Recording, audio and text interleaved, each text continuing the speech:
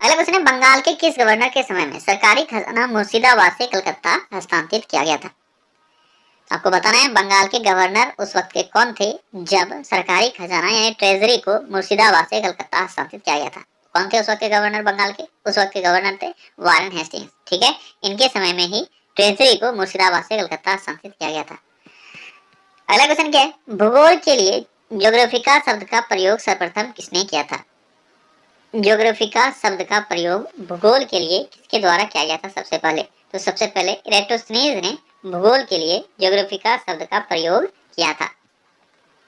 अगला क्वेश्चन है, south pole पर पहुंचने वाला प्रथम व्यक्ति कौन था? वह पहला व्यक्ति जो सबसे पहले साउथ पोल पे पहुंचा था, कौन था वो थे एमंड सेन। ठीक है, अगला क्वेश्चन है, संविधान के किस भाग में ग्राम पंचायतों की स्थापना की बात की गई है? ग्राम पंचायतों की स्थापना की बात किस भाग में की गई है? तो सही आंसर होगा आपका भाग 4। अब यहाँ पे कुछ लोगों ने भाग 9A देखा होगा और टिक करने का कोशिश किया होगा, जो कि गलत है। ठीक है, अगर ग्राम पंचायत से रिलेटेड भाग आपसे पूछा जाए तो आपसे दो भाग, आपके दिमाग में दो भाग आने चाहिए। एक भाग 4 जिसमें है नीति निर्देशक तत्व और दूसरा है भाग 9 जिसमें है पंचायती राज। ठीक है, यहाँ पे आपको भाग 9 दिख नहीं रहा है, और अगर दिखता भी तो भी आपका आंसर भाग 4 ही होता। क्यों? क्योंकि क्वेश्चन देखो क्या है, संविधान के किस भाग में ग्राम पंचायत की स्थापना की बात कही गई है?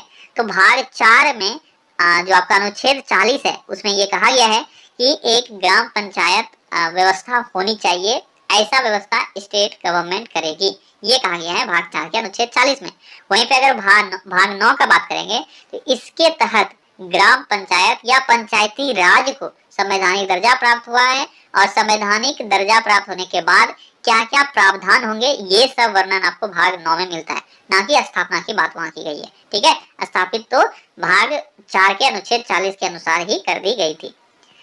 अगला क्वेश्चन है, 73वें संविधान संशोधन द्वारा 11वीं अनुसूची में पंचायती राज संस्थाओं को कितने कार्य सौंपे गए हैं? 73वां संविधान संशोधन हुआ जिसके बाद पंचायती राज को संवैधानिक दर्जा प्राप्त हुआ है। ठीक है, आपको ये बताना है इसके तहत 11वीं अनुसूची में, आपको पता होना चाहिए 11वीं और 12वीं अनुसूची, 11वीं और 12वीं, 11वीं में है आपका ग्राम पंचायत और 12 में आपका नगर निगम। ठीक है, तो वहीं पे 11वीं अनुसूची में पंचायती राज संस्थाओं को कितने कार्य सौंपे गए हैं ये आपसे पूछा गया है। बहुत ही अच्छा क्वेश्चन है।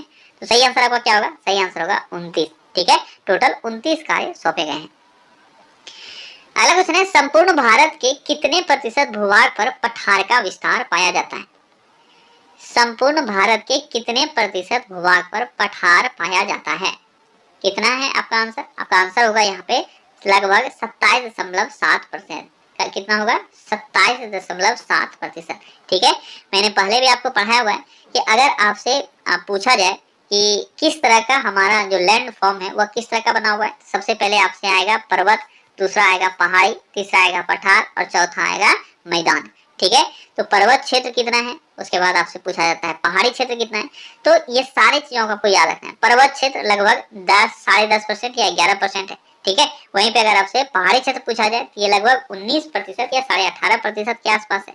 ठीक है, वहीं पे अगर आपसे पठार पूछा जाता है, जो कि आपसे यहाँ पे पूछा गया है, ये लगभग 27.5% है, या कहीं कहीं आपको 28% भी मिलेगा। और अगर आपसे पूछा जाए कि मैदानी क्षेत्र कितना परसेंट है, तो मैदानी क्षेत्र लगभग 43% है। ठीक है, ये सारी चीजों को जब तक याद नहीं रखोगे तब तक आपका काम नहीं चलेगा।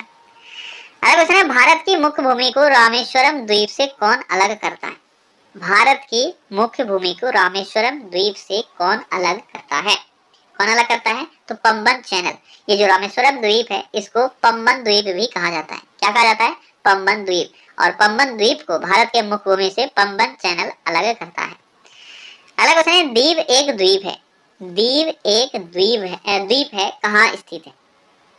ये भी ट्रिकी क्वेश्चन है और यहाँ पे भी आपको गलत करवाया जा सकता है। अब दीव जैसे ही देखोगे आपके दिमाग में दमन और दीव नाम आएगा और दमन के तट पे मारने का आप कोशिश करोगे, जो कि गलत है। ठीक है, ये कहाँ है? ये है गुजरात के तट पे। ठीक है, अगला क्वेश्चन है, राज्य एवं राष्ट्रीय स्तर पर गरीबी का अनुमान लगाने के लिए नीति आयोग किसके सूत्र का प्रयोग करता है?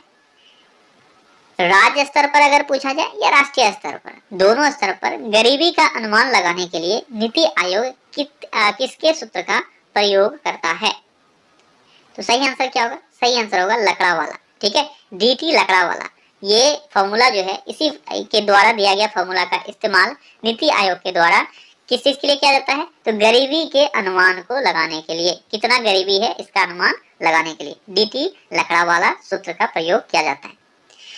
अगला क्वेश्चन क्या है? नीति आयोग किसके सर्वेक्षणों के आधार पर निर्धनता रेखा के नीचे के लोगों का आकलन करता है? निर्धनता रेखा के नीचे के लोगों का आकलन। क्वेश्चन को ध्यान से अगर पढ़ोगे तो सारे क्वेश्चन बहुत ही अच्छे हैं।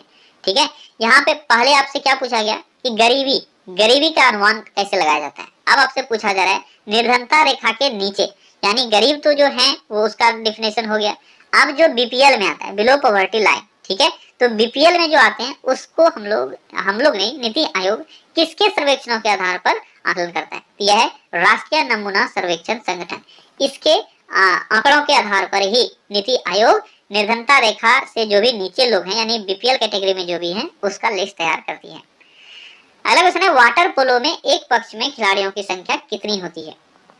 वाटर पोलो के एक पक्ष में खिलाड़ियों की संख्या कितनी होती है? कितनी होती है? टोटल 7 खिलाड़ी होते हैं वाटर पोलो के एक पक्ष में। अगला क्वेश्चन है, निम्नलिखित में से किस भक्ति संत ने अपने संदेश के प्रचार के लिए सबसे पहले हिंदी का प्रयोग किया?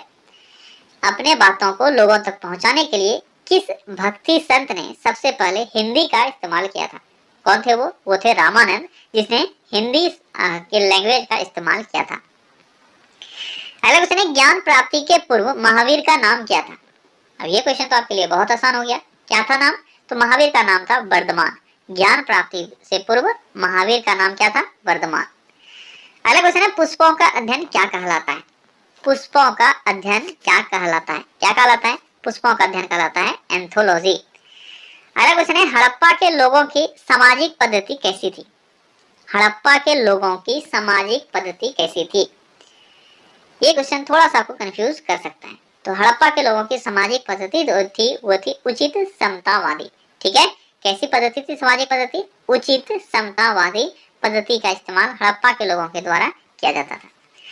अगला क्वेश्चन है, गायत्री मंत्र की रचना किसने की थी? गायत्री मंत्र की रचना किसके द्वारा की गई थी? तो गायत्री मंत्र का रचनाकार है विश्वामित्र। ठीक है, अगला क्वेश्चन है, भारतीय संविधान के भाग 3 में कुल कितने अनुच्छेदों में मूल अधिकारों का वर्णन है? बहुत ही अच्छा क्वेश्चन, बस आपको कैलकुलेट करना है और आंसर देना है। एक ही क्वेश्चन में आपसे 3 क्वेश्चन यहाँ पे पूछा गया है, जो अगर आपको आता है तो अच्छी बात है, नहीं आता है तो फिर गड़बड़ कर दोगे। यहाँ पे पूछा गया भाग 3 में कुल कितने अनुच्छेदों में मूल अधिकारों का वर्णन है। अब ये आपको पता होना चाहिए भाग 3 में है क्या। दूसरा बात आपको पता होना चाहिए भाग 3 कहाँ से कहाँ तक है। अगर ये आपको पता है कहाँ से कहाँ तक है तो फिर आपको एक और कंफ्यूजन हो सकता है कि कुल कितने अनुच्छेदों में मूल अधिकार का वर्णन किया गया है। तो आपको लग सकता है इसमें कुछ और भी हो सकता है, ठीक है, लेकिन नहीं, भाग 3 में हमारा मूल अधिकार का ही वर्णन मिलता है, पूरे भाग में यही है। ठीक है, और ये अनुच्छेद 12 से लेकर 35 तक है। तो 12 से लेकर 35 तक अगर टोटल अनुच्छेद देखोगे यहाँ पे भी गलती हो सकता है, इसलिए मैंने बोला 3 चीजों को इसमें दिमाग में रखना पड़ेगा। अब डायरेक्ट बहुत बार आप 35 से 12 को घटाओगे आपको कितना मिलेगा? देखो कर लो सामने में, 35 में 12 करोगे तो आपको मिलेगा 23 और आप आंसर कर दोगे 23, जो कि गलत है। अब बोलोगे गलत क्यों है, मैंने तो सही किया। आपका सही आंसर होगा 24। क्यों होगा? क्योंकि 12वां अनुच्छेद भी आपको इंक्लूड करना है, और जब आप मैथ में 35 माइनस 12 करोगे तो उसमें से 12 के बाद से लेकर 35 तक आता है, इतना तो आप सभी को पता है। ठीक है, इसलिए आपका आंसर आता है 23, लेकिन अनुच्छेद का हम जब लोग बात कर रहे हैं तो 12वां भी तो इंक्लूड होगा, इसलिए आपका आंसर हो जाएगा 24। ठीक है, ये सारे छोटे छोटे बातें जो एग्जाम में आपको गलती करवाता है और आप फिर एग्जाम के बाद किसी को मुंह दिखाने लायक नहीं रहते हो, क्योंकि ये आप बोल भी नहीं सकते हो ना मैंने ये गलती की है, क्योंकि आपका बेइज्जती हो जाएगा। अगला क्वेश्चन है, संविधान के किस अनुच्छेद के प्रावधानों के अंतर्गत भारत सरकार द्वारा भारत रत्न, पद्म विभूषण आदि अलंकरण प्रदान किए जाते हैं? भारत रत्न, पद्म विभूषण, पद्म भूषण, इस तरह के सारे अवार्ड्स जो हैं यह किस अनुच्छेद के अंतर्गत आपको दिया जा सकता है? आपको तो नहीं मिलने वाला है, जिसको भी दिया जाता है किस अनुच्छेद के अंतर्गत दिया जाता है? तो कौन सा अनुच्छेद है? वह है अनुच्छेद 18। ठीक है, अनुच्छेद 18 में क्या कहा गया है? अनुच्छेद 18 में कहा गया है उपाधियों का अंत। ठीक है, यानी जितने भी तरह के उपाधि या सम्मान है उन सभी का अंत किया गया है, लेकिन कुछ एक्सेप्शनल केस को रखा गया है। उसी एक्सेप्शंस में ये सब आता है, भारत रत्न, पद्म विभूषण, या फिर आपके जितने भी पढ़ाई से रिलेटेड जो सम्मान है, जैसे PhD करने वाले को डॉक्टर का पदवी मिलता है। ठीक है, इस तरह का जितना सामान है ये छोड़ दिया गया है। रेस्ट जो भी नाम हुआ करता था, जो एक अलग सा नाम मिल जाता था, वो सारे नामों को खत्म कर दिया गया। अगला क्वेश्चन है 1922 ईस्वी में निम्नलिखित में से किसके द्वारा उद्गार व्यक्त किया गया कि भारतीय संविधान भारतीयों की इच्छा अनुसार होगा। आपको यहाँ पे दो चीजों को ध्यान में रखना है, एक ईयर, ठीक है, और दूसरा उस व्यक्ति का नाम जिसने उस ईयर में बोला। अगर ईयर चेंज होगा तो हो सकता है आपका आंसर चेंज हो जाए। तो आपको ध्यान रखना है 1922 में निम्नलिखित में से किसके द्वारा यह कहा गया कि भारतीय संविधान भारतीयों के इच्छानुसार होनी चाहिए। ये कहा गया था महात्मा गांधी के द्वारा। अगला क्वेश्चन है संविधान सभा में किस प्रांत का प्रतिनिधित्व सबसे अधिक था। ये भी एक थोड़ा सा ट्रिकी क्वेश्चन है, जो अगर नहीं भी आपने पढ़ा है तो भी आप आंसर कर सकते हो, बस आपके दिमाग का बैलेंस जो है वो बना रहना चाहिए, इस आंसर को आप कर पाओगे। क्या होगा सही आंसर? सही आंसर होगा संयुक्त प्रांत। अभी भी आप जानते हो, अगर आपसे पूछा जाए लोकसभा राज्यसभा में सबसे अधिक मेंबर कहां से जाते हैं, तो यूपी से जाते हैं। इसमें कोई शक नहीं है, ये सभी को आता है, ठीक है। अगर नहीं आता है तो पहली फुर्सत में निकलो यहाँ से। तो आपका सही आंसर यहाँ पे संयुक्त प्रांत क्यों हुआ? क्योंकि अभी भी सबसे बड़ा यूपी है, पहले भी सबसे बड़ा यूपी था, ठीक है। इस कारण से आपको अगर नहीं भी आंसर आता था तो भी आप इसको कर सकते थे। क्लियर? अगला क्वेश्चन है राष्ट्रीय डोपिंग रोधी एजेंसी ने किस महिला भारोत्तोलक को 4 साल के लिए प्रतिबंधित कर दिया है। इन 4 नामों में से आपको एक नाम चुनना है जिसको नाडा के द्वारा 4 सालों के लिए प्रतिबंधित कर दिया गया है। आपके लिए इंपॉर्टेंट है वो किस फील्ड से है, किस फील्ड से है, वो है भारोत्तोलन से। क्लियर? आपका सही आंसर क्या होगा? तो आपका यहाँ पे सही आंसर होगा सरबजीत कौर। क्लियर? अगला क्वेश्चन है उत्तर प्रदेश के किस शहर में शहीद अशफाक उल्लाह खां प्राणी उद्यान स्थापित किया जाएगा। शहीद अशफाक उल्लाह खान प्राणी उद्यान कहाँ स्थापित किया जाएगा? कहाँ स्थापित किया जाएगा? इसको स्थापित किया जाना है गोरखपुर में। अगला क्वेश्चन है आरबीआई ने दृष्टिहीनों को नोट का मूल्य पहचानने में मदद के लिए कौन सी मोबाइल ऐप लॉन्च की है। ये मैंने पहले भी आपको बताया हुआ है। क्या है सही आंसर? आपका सही आंसर है मनी ऐप, जो दृष्टिहीनों को नोट पहचानने में मदद करेगा। अगला क्वेश्चन है किस फूड डिलीवरी स्टार्टअप ने उबर ईट्स के व्यापार के अधिग्रहण की घोषणा की है। उबर ईट्स का अधिग्रहण कौन करने जा रहा है? कौन करने जा रहा है? तो जोमेटो इसका अधिग्रहण करेगा। अगला क्वेश्चन है किस देश की सेना ने दुनिया का पहला बुलेट प्रूफ हेलमेट बनाया है जिसे AK-47 की गोली भी भेद नहीं सकती। ये बुलेट प्रूफ हेलमेट किसने बनाया है? किसने बनाया है? इसको बनाया गया भारत के द्वारा।